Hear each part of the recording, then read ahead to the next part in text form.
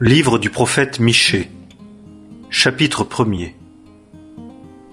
La parole de l'Éternel qui vint à Michée le Morashtite au jour de Jotham, d'Akaz, d'Ézéchias, roi de Juda, laquelle il vit au sujet de Samarie et de Jérusalem. Écoutez, vous tous les peuples, sois attentive, terre, et tout ce qui est en toi, et que le Seigneur, l'Éternel, soit témoin contre vous, le Seigneur du palais de sa sainteté. Car voici, l'Éternel sort de son lieu et descendra et marchera sur les lieux hauts de la terre, et les montagnes se fondront sous lui, et les vallées s'entr'ouvriront, comme la cire devant le feu, comme des eaux versées sur une pente. Tout cela à cause de la transgression de Jacob, et à cause des péchés de la maison d'Israël. De qui est la transgression de Jacob? N'est-ce pas de Samarie? Et de qui les hauts lieux de Juda? N'est-ce pas de Jérusalem? Et je ferai de Samarie un monceau dans les champs, des plantations de vignes, et je ferai rouler ses pierres dans la vallée, et je découvrirai ses fondements. Et toutes ces images taillées seront mises en pièces, et tous ces présents de prostitution seront brûlés au feu, et je mettrai en désolation toutes ces idoles. Car c'est avec un présent de prostituée qu'elle les a rassemblées, et elles redeviendront un présent de prostituée. À cause de cela, je me frapperai la poitrine, et je hurlerai, j'irai dépouillé et nu, je ferai une lamentation comme les chacals, et des cris de deuil comme les autruches. Car sa plaie est incurable, car elle est venue jusqu'à Juda, elle atteint jusqu'à la porte de mon peuple, jusqu'à Jérusalem. Ne le racontez pas dans Gath, ne versez point de pleurs. Dans Beth Léaphra, roule-toi dans la poussière. Passe outre, toi, habitante de Shaphir, ta nudité découverte. L'habitante de Tsaanan n'est pas sortie pour la lamentation de Beth Haetzel. Il vous ôtera son abri. Car l'habitante de Maroth s'attendait au bien, mais le mal est descendu de par l'Éternel à la porte de Jérusalem. Attache le char au coursier, habitante de Lachis. Elle a été les prémices du péché pour la fille de Sion, car en toi ont été trouvées les transgressions d'Israël.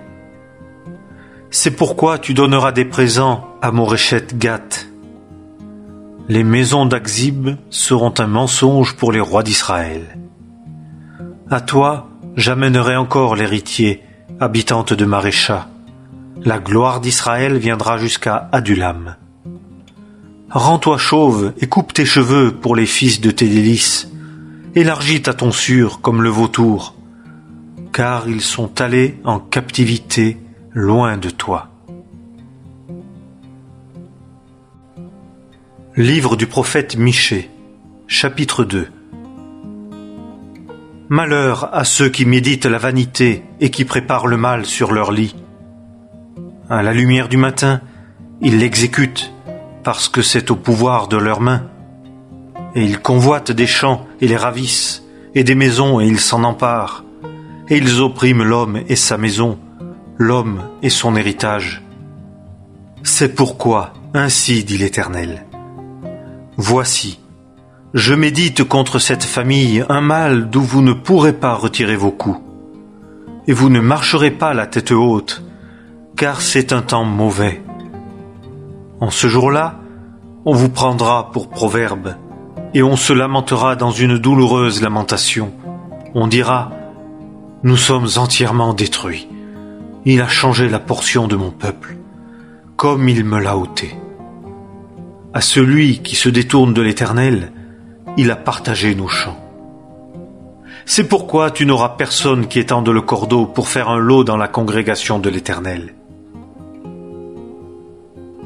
Ne prophétisez point, prophétise-t-il.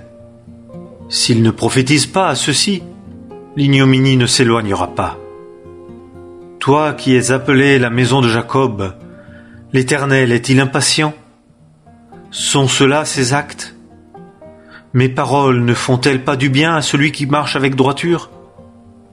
Naguère encore mon peuple s'est levé comme un ennemi. Vous enlevez le manteau avec la tunique à ceux qui passent en sécurité, qui se détournent de la guerre. Vous avez chassé les femmes de mon peuple des maisons de leurs délices. De dessus leurs enfants, vous avez ôté ma magnificence pour toujours. Levez-vous et allez-vous-en, car ce n'est pas ici un lieu de repos à cause de la souillure qui amène la ruine. La ruine est terrible. S'il y a un homme qui marche selon le vent et le mensonge, qui mente, disant « Je te prophétiserai au sujet du vin et de la boisson forte », il sera le prophète de ce peuple. Je te rassemblerai certainement, Jacob, toi, tout entier. Je réunirai certainement le résidu d'Israël. Je les mettrai ensemble comme le menu bétail de Botsra, comme un troupeau au milieu de son pâturage. Ils bruiront à cause de la multitude des hommes. Celui qui fait la brèche est monté devant eux. Ils ont fait la brèche et ont passé par la porte et sont sortis par elle, et leur roi est passé devant eux. Et l'Éternel est à leur tête. Livre du prophète Michée, chapitre 3. Et je dis, écoutez, je vous prie, chef de Jacob, et vous, prince de la maison d'Israël. N'est-ce pas à vous de connaître ce qui est juste? Vous qui haïssez le bien et qui aimez le mal, qui arrachez leur peau de dessus eux, et leur chair de dessus leurs os, qui mangez la chair de mon peuple et ôtez leur peau de dessus eux, et qui brisez leurs os et les mettez en morceaux comme dans une chaudière, et comme de la chair au milieu d'une marmite. Alors ils crieront à l'Éternel, et il ne leur répondra pas, et il leur cachera sa face en ce temps-là, selon qu'ils ont agi méchamment. Ainsi dit l'Éternel, touchant les prophètes qui font errer mon peuple, qui mordent avec leurs dents et crient « Paix !» Et si quelqu'un ne met rien dans leur bouche, ils préparent la guerre contre lui. C'est pourquoi vous aurez la nuit sans vision, et vous aurez les ténèbres sans divination. Et le soleil se couchera sur les prophètes, et le jour s'obscurcira sur eux. Et les voyants seront honteux, et les devins seront confondus, et ils se couvriront tous la barbe, parce qu'il n'y a pas de réponse de Dieu. Mais moi, je suis plein de puissance par l'Esprit de l'Éternel, et de jugement et de force pour déclarer à Jacob sa transgression et à Israël son péché. Écoutez ceci, je vous prie, chef de la maison de Jacob, et vous, prince de la maison d'Israël, qui abhorrez le jugement et pervertissez toute droiture, bâtissant Sion avec du sang et Jérusalem avec l'iniquité. Ces chefs jugent pour des présents, et ces sacrificateurs enseignent pour un salaire, et ces prophètes devinent pour de l'argent, et s'appuient sur l'Éternel, disant « L'Éternel n'est-il pas au milieu de nous? Il ne viendra point de mal sur nous. » C'est pourquoi, à cause de vous, Sion sera labouré comme un champ, et Jérusalem sera des monceaux de pierre, et la montagne de la maison, les lieux hauts d'une forêt. Livre du prophète Michée, chapitre 4. Et il arrivera, à la fin des jours, que la montagne de la maison de l'Éternel sera établie sur le sommet des montagnes et sera élevée au-dessus des collines, et les peuples y afflueront. Et beaucoup de nations iront et diront « Venez et montons à la montagne de l'Éternel et à la maison du Dieu de Jacob, et il nous instruira de ses voies, et nous marcherons dans ses sentiers. Car de Sion sortira la loi, et de Jérusalem la parole de l'Éternel. Et il jugera au milieu de beaucoup de peuples, et prononcera le droit à de fortes nations jusqu'au loin. Et de leurs épées, ils forgeront des socs, et de leurs lances des serpes. Une nation ne lèvera pas l'épée contre une autre nation, et on n'apprendra plus la guerre. Et ils s'assiéront, chacun sous sa vigne, et sous son figuier, et il n'y aura personne qui les effraie, car la bouche de l'Éternel des armées a parlé. Car tous les peuples marcheront chacun au nom de son Dieu, et nous marcherons au nom de l'Éternel, notre Dieu, à toujours et à perpétuité. En ce jour-là, dit l'Éternel, je rassemblerai celles qui boitaient, et je recueillerai celles qui étaient chassées, et celles sur laquelle j'avais fait venir du mal. Et je ferai de celles qui boitaient un reste, et de celles qui avaient été repoussées au loin une nation forte. Et l'Éternel régnera sur eux en la montagne de Sion, dès lors et à toujours. Et toi, tour du troupeau, colline élevée de la fille de Sion, à toi arrivera et viendra la domination première, le royaume à la fille de Jérusalem. Maintenant, pourquoi pousses-tu des cris? N'y a-t-il point de roi au milieu de toi? Ton conseiller a-t-il péri? Car l'angoisse t'a saisi comme une femme qui enfante. Sois dans l'angoisse et gémis, fille de Sion, comme une femme qui enfante. Car maintenant tu sortiras de la ville, et tu habiteras aux champs, et tu viendras jusqu'à Babylone. Là, tu seras délivré. Là, l'Éternel te rachètera de la main de tes ennemis. Et maintenant sont rassemblées contre toi beaucoup de nations qui disent « Qu'elle soit profanée, que notre œil voie Sion. » Mais elles ne connaissent pas les pensées de l'Éternel et ne comprennent pas son conseil, car il les a amassées comme la gerbe sur l'air. Lève-toi et foule, fille de Sion, car je ferai ta corne de fer et je ferai tes sabots d'airain, et tu bourreras beaucoup de peuples. Et je consacrerai leur butin à l'Éternel, et leurs biens au Seigneur de toute la terre. Livre du prophète Michée, chapitre 5. Maintenant, attroupe-toi, fille de troupe. Il a mis le siège contre nous. Il frappe le juge d'Israël avec une verge sur la joue. Et toi, Bethléem Ephrata, bien que tu sois petite entre les milliers de Juda, de toi sortira pour moi celui qui doit dominer en Israël, et duquel les origines ont été d'ancienneté, dès les jours d'éternité. C'est pourquoi il les livrera jusqu'au temps où celle qui enfante aura enfanté, et le reste de ses frères retournera vers les fils d'Israël. Et il se tiendra et paîtra son troupeau avec la force de l'Éternel, dans la majesté du nom de l'Éternel, son Dieu. Et ils habiteront en sûreté, car maintenant il sera grand jusqu'au bout de la terre. Et lui sera la paix. Quand l'Assyrien entrera dans notre pays, et quand il mettra le pied dans nos palais, nous établirons contre lui 7 pasteurs et 8 princes des hommes. Et ils ravageront le pays d'Assyrie avec l'épée et le pays de Nimrod dans ses portes. Et il nous délivrera de l'Assyrien quand il entrera dans notre pays et qu'il mettra le pied dans nos confins. Et le résidu de Jacob sera, au milieu de beaucoup de peuples, comme une rosée de par l'Éternel, comme des ondées sur l'herbe, qui n'attend pas l'homme et ne dépend pas des fils des hommes. Et le résidu de Jacob sera, parmi les nations, au milieu de beaucoup de peuples, comme un lion parmi les bêtes de la forêt, comme un jeune lion parmi les troupeaux de menu bétail, qui, s'il passe, foule et déchire, et il n'y a personne qui délivre.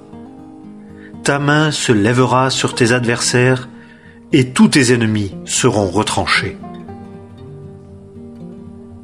Et il arrivera, en ce jour-là, dit l'Éternel, que je retrancherai tes chevaux du milieu de toi, et je détruirai tes chars, et je retrancherai les villes de ton pays, et je renverserai toutes tes forteresses, et je retrancherai de ta main les enchantements, et tu n'auras pas de pronostiqueur, et je retrancherai du milieu de toi tes images taillées et tes statues, et tu ne te prosterneras plus devant l'ouvrage de tes mains. Et j'arracherai tes achères du milieu de toi, et je détruirai tes villes, et j'exécuterai sur les nations avec colère et avec fureur une vengeance dont elles n'ont pas entendu parler.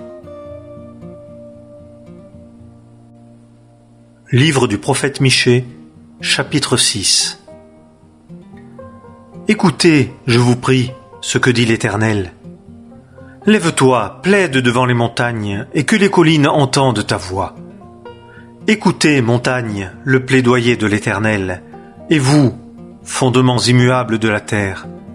Car l'Éternel a un débat avec son peuple, et il conteste avec Israël. Mon peuple, que t'ai-je fait?